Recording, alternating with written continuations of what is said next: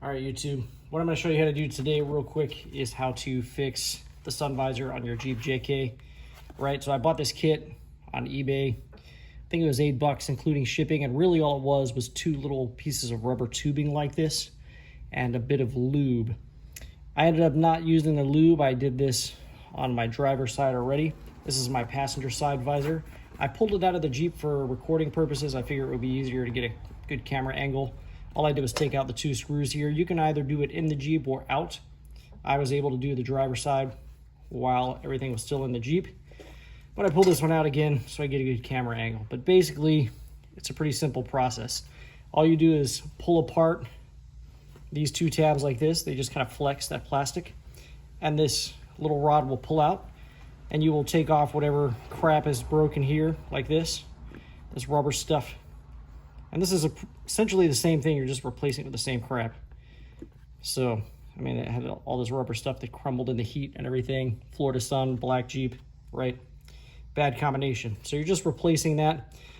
So it will probably eventually rot out again, but it's a temporary fix and it's cheap and it's easy and it's fast.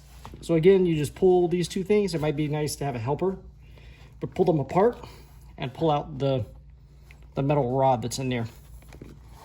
Again, it's a little tricky without a helper, but that's essentially all you're doing.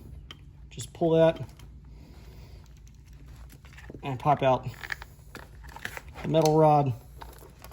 Easier said than done, maybe.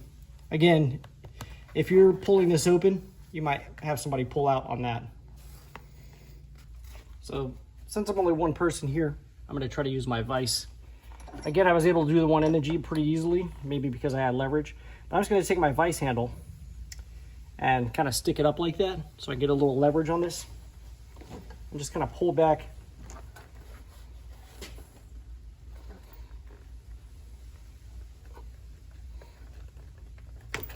And pull that rod out. Kind of easier said than done, like I said, but you see I was able to do it.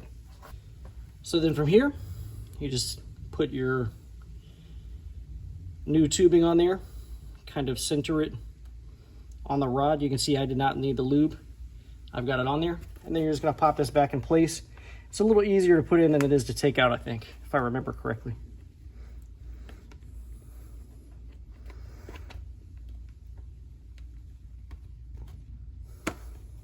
Almost had it.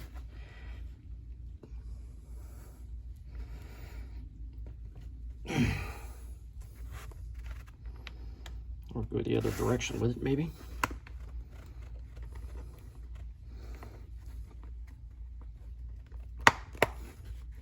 There we go. And that's it. You just put it back in your Jeep if you've taken it out, or if it was still in the Jeep when you did that, you're ready to go. But that's it, pretty simple. Like, again, you have to struggle with this a little bit. It might be good to have a helper so you can kind of pull, one person can pull apart this and the other person can pull the little rod out. That's the most difficult part, is pulling the rod out. And if you want to get really slick with it, what you could probably do is shorten that rod a little bit while you have it out. Just file it down a bit so it pops out a little easier, making this process easier the next time. I did not do that. Obviously, if you file it too much, it'll pop out while you're using it in the Jeep. You don't want that. But that's the process. That's how you do it. And you're good to go.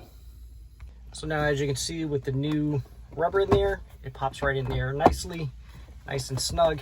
Stays put when you put it up in the bracket here, and you don't have it just flopping around as you're driving. So a nice easy fix there. I hope this helps you out, YouTube. Thank you very much for watching. Make sure you hit that like button, subscribe button, etc. Thank you.